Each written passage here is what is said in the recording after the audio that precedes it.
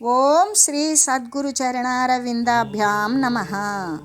ఓం శ్రీ గణేశ శారదా సద్గురు మంగళమూర్తిభ్యో నమః. ఓం నమో భగవతే వేదవ్యాసాయ నమః. ఓం నమః ప్రణవార్థాయ శుద్ధ జ్ఞానైకమూర్తయే నిర్మలాయ ప్రశాంతాయ దక్షిణామూర్తయే నమః. ఓం ఈశ్వరో గురురాత్మేతి మూర్తిభేద విభాగినే వ్యోమవద్వ్యాప్తదేహాయ దక్షిణామూర్తయే నమః. శ్రీ గురుగీత ద్వితీయోధ్యాయము. అయితే ప్రతి ఒక్కరికి కూడా గురువుని పరతత్వాన్ని పొందాలి అనేటువంటి వాడు గురుభక్తిని ఆశ్రయించవలసిందే, అంతకు మించి మరో మార్గం లేనే లేదు. అయితే గురుభక్తిని ఆచరించినప్పుడు ఈ ఆత్మజ్ఞానోపదేశము అనేటువంటిది శ్రీ గురుదేవుని యొక్క ముఖార విందము ద్వారా పొందుతారు. ఆ ఆత్మజ్ఞానోపదేశము అనేటువంటిది ఏ విధంగా అంటే, ఆత్మజ్ఞానము శాశ్వతమైనటువంటి సత్య వస్తువును పొందేటువంటి జ్ఞానము. ఆ జ్ఞానాన్ని ఎవరికైనా సరే ఉన్న ఫలంగా వస్తుందా? గురువుని చేరగానే వచ్చేస్తుందా? రాదు. గురువు యొక్క నమ్మకాన్ని పొందాలి, ఈ శిష్యుణ్ణి ఉద్ధరించాలి అనేటువంటి కరుణాభావం, ఎనలేనటువంటి అన్యోన్యమైనటువంటి ప్రేమాతిశయాన్ని కలిగించాలి శ్రీ సద్గురుదేవునికి. అయితే అది కలగాలి అంటే వాడేం చేయాలి? శుశ్రూషలు చేయాలి, సేవలు చేయాలి. సేవలు అంటే శ్రోతుం ఇచ్చామీతి శుశ్రూష. గురుదేవుడు ఏది చెప్పాడో దానిని గురించి శ్రద్ధగా విని ఆచరించడం. ఆ చెప్పేటువంటిది జ్ఞానబోధే కదా. ఆ జ్ఞానబోధ అనేటువంటిది ఇక దగ్గరికి రాగానే సర్వం పరమాత్మమయం అంటే వానికి అర్థమైపోతుందా? కాదు. ఎక్కడి నుండి తీసుకురావాలి? అసత్తైనటువంటి విషయం నుండి, దేహాదులు జగత్తుల నుండి కూడా చెప్పుకుంటూ వచ్చి, ఏది ఇది సత్యము, ఏది దేహేంద్రియాల కంటే, జగత్తు కంటే దేహేంద్రియాలతో కూడినటువంటి శరీరం సత్యము. ఈ శరీరమ ఇంద్రియాలు జడప్రాయాలు. ఈ జడప్రాయాలకు మిగిలినటువంటిది ఏంటి? లోపల ఉన్నటువంటి కదలిక, ఏదో కదిలిస్తోంది, అది సత్యము. ఆ కదలిక అనేటువంటిది వాడినే జీవుడు అంటారు. ఆ జీవుడు మరి ఆ జ్ఞాన ఆవరణ చేతనే జడమైనటువంటి ఈ ఇంద్రియాలను పట్టుకొని నేను అంటూ ఉన్నాడు. ఎందుకు? ఇటువంటి దేహప్రాయులు అనేటువంటి ప్రతి శరీరము, ప్రతి యొక్క కదలిక ఉన్నటువంటి ప్రతి దేహము కూడా కొన్ని క్రొత్తవి ఉత్పన్నమవుతున్నాయి, కొన్ని పాతవి నశించిపోతూ ఉన్నాయి. ఈ లాంటిదే కదా ఈ శరీరము అనేటువంటిది. ఉన్నదాని దగ్గర నుండి ఇది ఉన్నది, ఇది లేనిది అని విచక్షణ చూపిస్తూ దాని ప్రకారం అసలు లేకనే ఉన్నట్లు కనబడేటువంటిది ఏదైతే ఉన్నదో దానిని లేకనే చేసేటువంటి జ్ఞానాన్ని బోధించాలి. అయితే ఉన్నా కూడా లేనట్లు కనబడుతున్నదే ఏ సత్య వస్తువు అయితే శాశ్వతము సర్వవ్యాపకమై ఆ లేకనే ఉన్నట్లు అంటే ఉండి కూడా లేనట్లు కనబడేటువంటి దాన్ని సాక్షాత్కరింపజేయాలి. అంటే సత్య వస్తువును సాక్షాత్కరింపజేయాలి అంటే అసత్య వస్తువును దూరీకరించాలి. ఆ దూరీకరించేటువంటి జ్ఞాన ప్రయోజనమే అటువంటిది. అయితే ఆ జ్ఞానాన్ని పొందాలి అంటే శిష్యుడు రాగానే పొందేయుడు. ఎందుకు అంటే దానికి కొన్ని క్రమానుగతమైనటువంటి విషయాదులు ఉన్నాయి.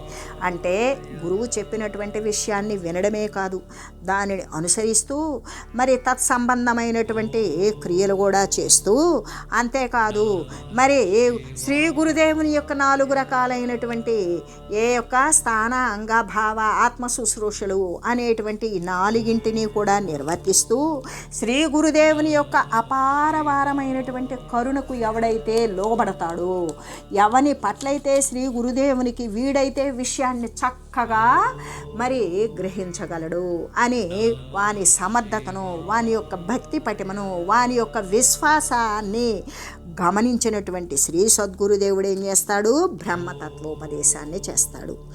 ఆ బ్రహ్మతత్వోపదేశాన్ని అంటే బ్రహ్మతత్వాన్ని గురించి తెలియజేస్తాడు, ఉపదేశం చేస్తాడు. ఒరే ఇదే బ్రహ్మతత్వం అంటే అని ఎప్పుడైతే చేశాడో దానిని ఆయన బ్రహ్మోపదేశము, బ్రహ్మతత్వోపదేశాన్ని చేయగానే వీడు తరించిపోతాడా?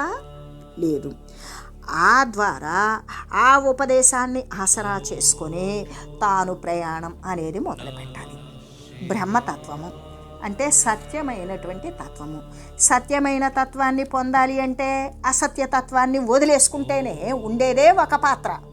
ఆ పాత్రలో అంతకుముందు ఒక పదార్థం ఉన్నది. ఆ పదార్థం పారబోయకపోతే కొత్త పదార్థం తీసుకొచ్చి అందుట్లో పెట్టలేంగా. మనకు 2 రకాల పదార్థాలు ఉన్నాయి. ఆ 2 రకాల పదార్థాలలో విలువైన దానికే మనం విలువనిస్తాం. ఉండేటువంటిది ఒక పాత్ర, 2 పదార్థాలకి ముందుగానే ఉన్నటువంటి ఆ పాత్రలో ఉన్నటువంటి పదార్థాన్ని ఒలికి పారవేస్తే అప్పుడు మనం ఇష్టపడి తెచ్చుకున్నటువంటి కొత్త పదార్థాన్ని ఆ పాత్రలో నింపగలం. అలాగనే ఎట్లా అంటే వాడు ఏదైతే కోరుకున్నాడో సత్య విషయాన్ని కోరుకున్నప్పుడు అసత్యముతో నిలబడి ఉన్నటువంటి ఈ యొక్క జీవి శరీరాన్ని ధరించి ఉన్నటువంటి వచ్చిపోయేటువంటి స్థితిగతులను గురించి తెలుసుకున్నప్పుడు ఇది సత్యము కాదు అంటే అబద్ధమైన దానిని ఎవరైనా ఆసరా చేసుకుంటారా? లేదు. అందులో పనిగట్టుకొని విచారించేటువంటి వాడు సత్యమునందు కోరిక కలిగిన వాడు. మరి అసత్యం యొక్క విషయాన్ని తెలుసుకున్నాక అసత్యాన్ని వదలకుండా అలాగే అంటిపెట్టుకుని ఉంటాడా? ఎప్పటికీ ఉండడు. ఆ సత్యాన్ని వదిలివేస్తాడు. అలా వదిలివేసినప్పుడు మాత్రమే గురువు బోధించినటువంటి మార్గంలో పయనించేటువంటి వాడు ఆ ప్రయాణం ఏం చేస్తుంది అంటే వాడిని ముక్తి తత్వాన్ని పొందింపజేస్తుంది. ఇక్కడ ముక్తి అంటే ఏంటి? దేని చేత కట్టుబడి ఉన్నాడు? ఏం కట్లు తాళ్ళు ఏం అనిపించట్లేదే అంటే వాసనా గ్రంథులు అనేటువంటివి సూక్ష్మతరమైనవి. అవి జీవిని బంధించి శరీరాలు అనేటువంటి దాంట్లో దూర్చి వీటిని కలిపి ప్రపంచము అనే దాంట్లోకి విసిరివేస్తాయి. అవి ఎక్కడి నుండి వస్తాయి అంటే ఎవడు చేసుకున్నటువంటి కర్మ ఫలితాల వాసనలు ఉంటాయో అవే పని చేస్తాయి. అంతేగాని ఇంకొకటి వచ్చి ఇంకొకడికి చెయ్యవు. ఆ వాసనను త్రేగదింపేటువంటిదే జ్ఞానం. అయితే అక్కడ జ్ఞానము కనపడదు, ఇక్కడ వాసన పరిపాకము కనపడదు. వాసన యొక్క ప్రల్లధనము, వాసన యొక్క స్థూల రూపము ఏంటి? దేహమే. ఈ దేహము అనేటి వాసన రూపమే దేహం. ఈ వాసనలు నశించినాయి అంటే మరో దేహం ఉత్పన్నం కాల. అసలు వానికి వాసనలే లేవు అంటే దేహ అవసరం లేదు. సామాన్ లేనోడికి ఇల్లు అవసరమా? సామాన్లు ఉన్నోడికే ఇల్లు అవసరం. సామాన్ లేనోడు ఏ చెట్టు కిందో పుట్ట కిందో లేదా గుహల్లోనో అరణ్యాల్లోనో ఎట్టాగో కాలం గడిపేసుకుంటాడు. అంటే ఇన్ని సామానులు అంటే ఈ కోరికలతో కూడినటువంటి వాసనలు అవసరం ఉన్నవి కాబట్టి శరీరాల అవసరం ఏర్పడింది. ఆ వాసనలే లేకపోతే వాడికి శరీరం యొక్క ఆవశ్యకత లేనే లేదు. దాన్నే ముక్తత్వం చెందటం. ఇంకా వాడు దేన్ని కూడా కట్టుకొని ఇది శుభ్రం చేయాలి, దీని ప్రకారం ఉండాలి, దీన్ని బాగు చేయాలి, దీన్ని కొత్తగా కట్టాలి, ఇంకా దీన్ని పెంచాలి అనేటువంటి భౌతిక సంబంధమైన దేహాలు గృహాల సంబంధమైనటువంటి వాసనలు మొత్తం వీగిపోతాయి. ఆ వీగిపోవడమే ముక్తత్వం. ఆ ముక్తత్వాన్ని ఎవరి ద్వారా పొందుతారు? శ్రీ సద్గురు సేవ వల్ల, శ్రీ సద్గురుని పట్ల ఉన్నటువంటి భక్తి వల్ల, శ్రీ సద్గురుదేవుని యొక్క శుశ్రూష భాగ్యము వల్ల, ఇటువంటి దాని ద్వారా వాడు ఆ విధంగా ముక్తత్వాన్ని వాడికి వాడే వేసుకున్న పీఠముడులు వదిలిపోతాయి. వాడికి వాడే వేసుకున్నటువంటి కర్మఫల సంగమైనటువంటి వాసనలు అవే పూర్తి జ్ఞానం అనేటువంటి వాయువు చేత కొట్టివేయబడతాయి.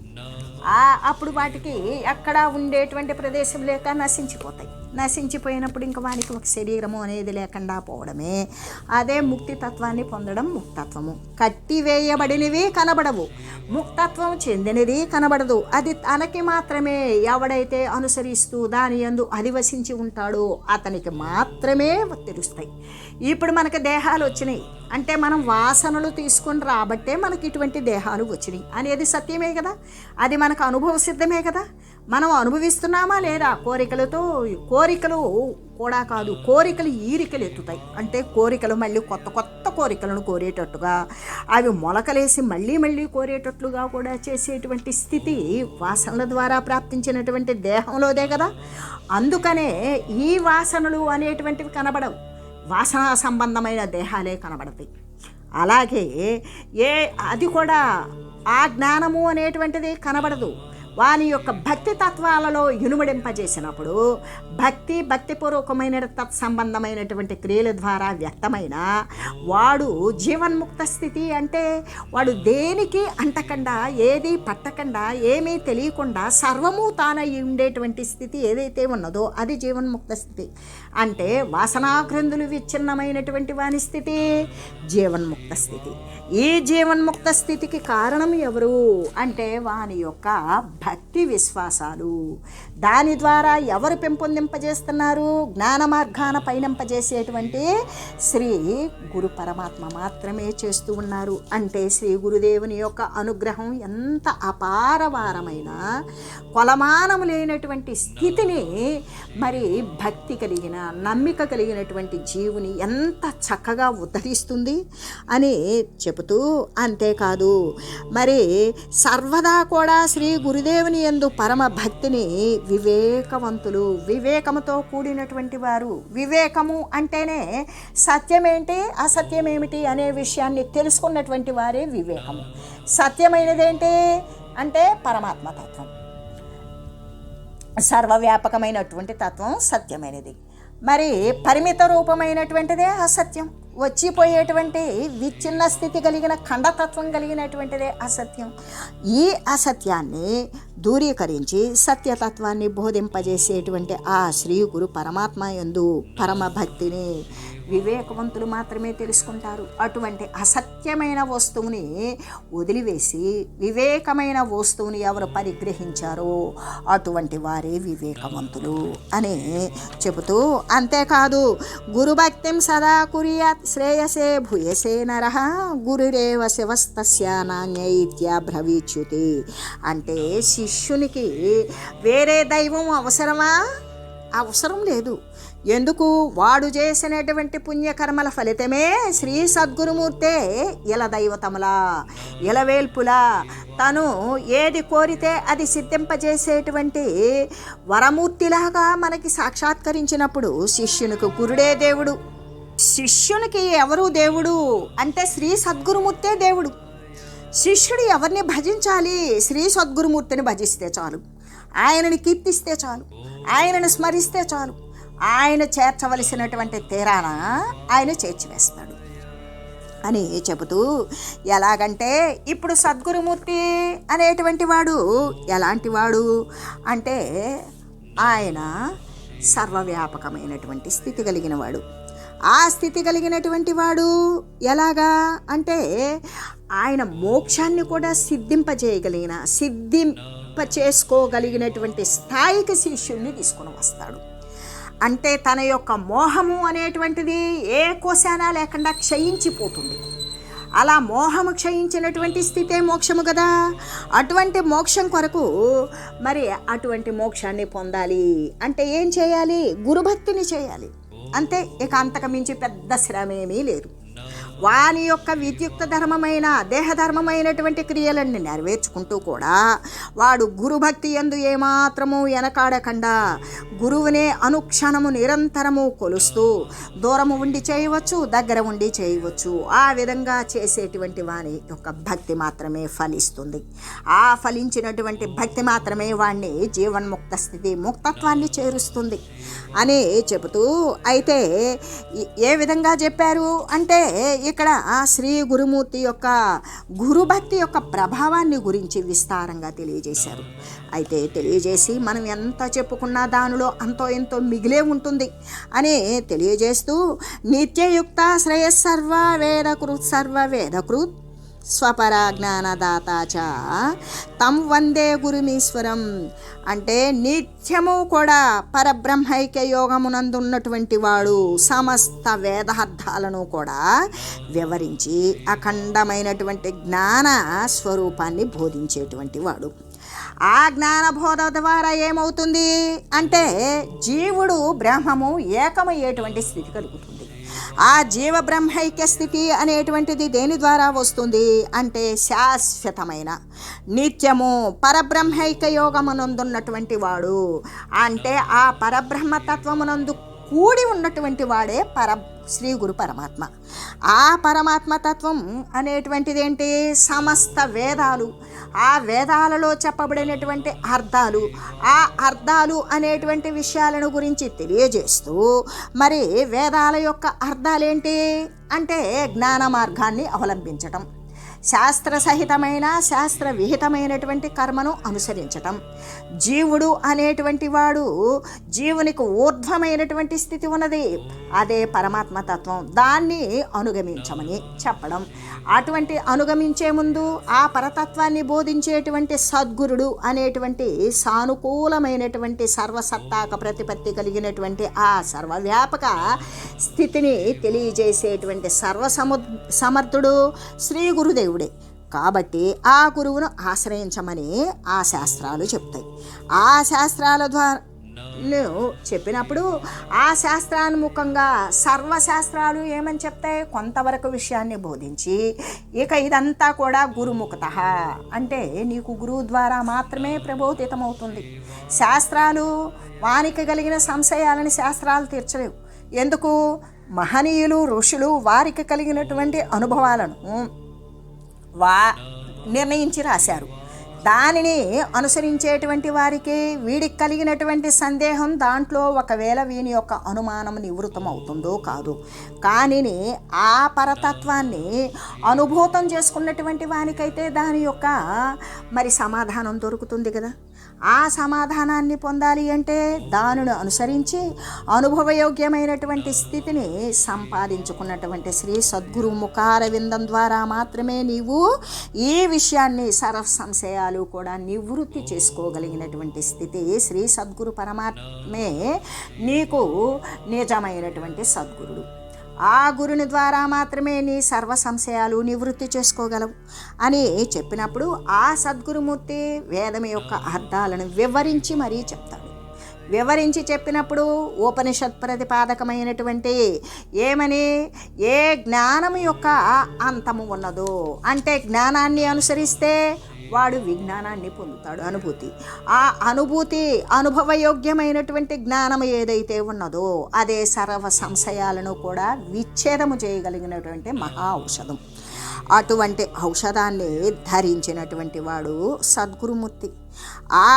అప్పుడు ఆ సద్గురుమూర్తి ద్వారా నీవేం పొందుతావు? అఖండమైనటువంటి జ్ఞానస్వరూపాన్ని పొంది ఉంటావు. అఖండము అంటే ఖండము లేనటువంటిది. దానికి ఇక్కడ ఆగుతుంది, ఇక్కడ ప్రారంభమవుతుంది అని చెప్పలేము. అది అలా కొనసాగుతూనే ఉంటుంది. కొనసాగుతూనే ఉంటే మరి ఆ యొక్క ఇక శరీరాల రాకపోకలకు శాశ్వతమైనటువంటి పరిష్కార మార్గం ఏర్పడినట్లే కదా. వాని యొక్క జన్మ సంసిద్ధి తెరువు అనేటువంటిది శ్రీ సద్గురుమూర్తి వద్దే కదా మరి వానికి తెలిసేది. ఆ సంసిద్ధి తెరువు అంటే దానిని ఏ విధంగా సిద్ధింపజేసుకోవాలి, జన్మము అనేటువంటిది రాకుండా భవనాశ స్థితులు శాశ్వతంగా నశించిపోయేలాగా అన్నింటికీ అతీతమైన అతిక్రమించిన మరి దానికి వేరైన సర్వము దాని మీద ఆధారపడిన అన్నింటికీ ఆధార వస్తువైన పరమశాంతమైనటువంటి శీతలమైన ఎల్లవేళలా శాశ్వతమైనటువంటి ఆనంద సాధనం ఏంటి అంటే పరమాత్మతత్వం. ఆ పరమాత్మతత్వాన్ని గురించి బోధించేటువంటి వాడు శ్రీ సద్గురుమూర్తి. అయితే దానిని బోధించాలంటే దానిని గురించినటువంటి జ్ఞానమే తెలియాలా, దానిని గురించినటువంటి అనుభవం కూడా ఉండాలా అంటే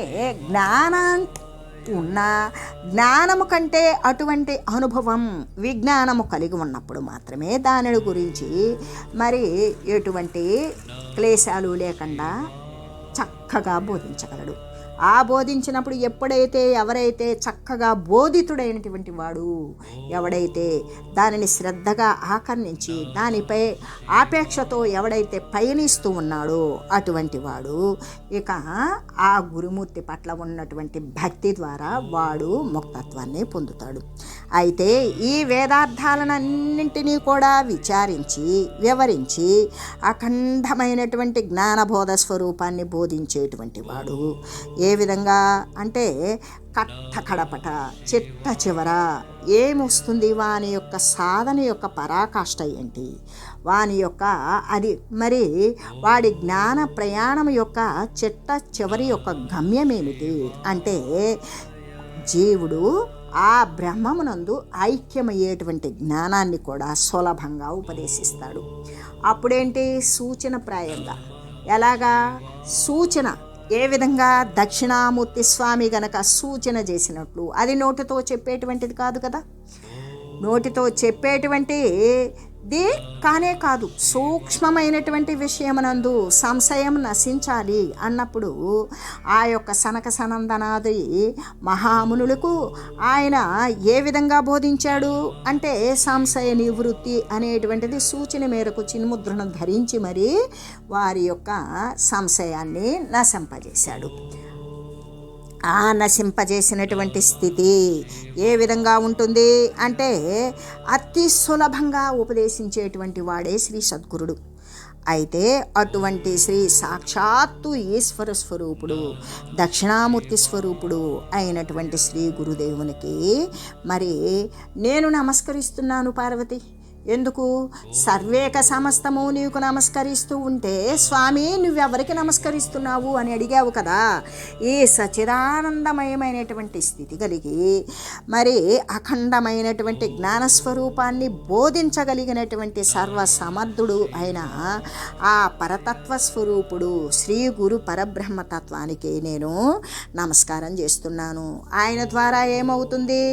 జీవుడు దేహాంతర్గతంగా ఉన్నటువంటి జీవుడు అబద్ధాన్ని ఆవలికి నెట్టి నిజమునందు నిలుకడగలిగి ఆ పరతత్వాన్ని పొంది పరమాత్మయందు పరిడివిల్లేటువంటి స్థితి కలిగిన మరి మార్గాన్ని, జ్ఞానాన్ని బోధించేటువంటి ఆ సాక్షాత్తు ఈశ్వర స్వరూపుడైనటువంటి దక్షిణామూర్తి స్వరూపుడైనటువంటి శ్రీ సద్గురువులు ఎందెందు ఉన్నారో అటువంటి సద్గురుమూర్తికి, అఖండ సద్గురుమూర్తికి, సద్గురుమూర్తి అంటే పరబ్రహ్మమయుడు కాబట్టి అటువంటి సద్గురుమూర్తికి నేను ఎల్లవేళలా కూడా అటువంటి సద్గురుదేవునికి నేను నమస్కరిస్తూ ఉన్నాను పార్వతి అని చెబుతూ, అంటే శ్రీ గురుస్వరూపాన్ని గురించి స్తుతిస్తూ, భజిస్తూ, కీర్తిస్తూ, ప్రార్థిస్తూ, విశ్వసిస్తూ నేను నమస్కారం చేస్తూ ఉన్నాను అని శ్రీ పరమేశ్వరుడు పార్వతీమాతకు తెలియజేస్తూ, ఓం మంగళం శ్రీ గురుదేవాయ మహనీయ గుణాత్మనే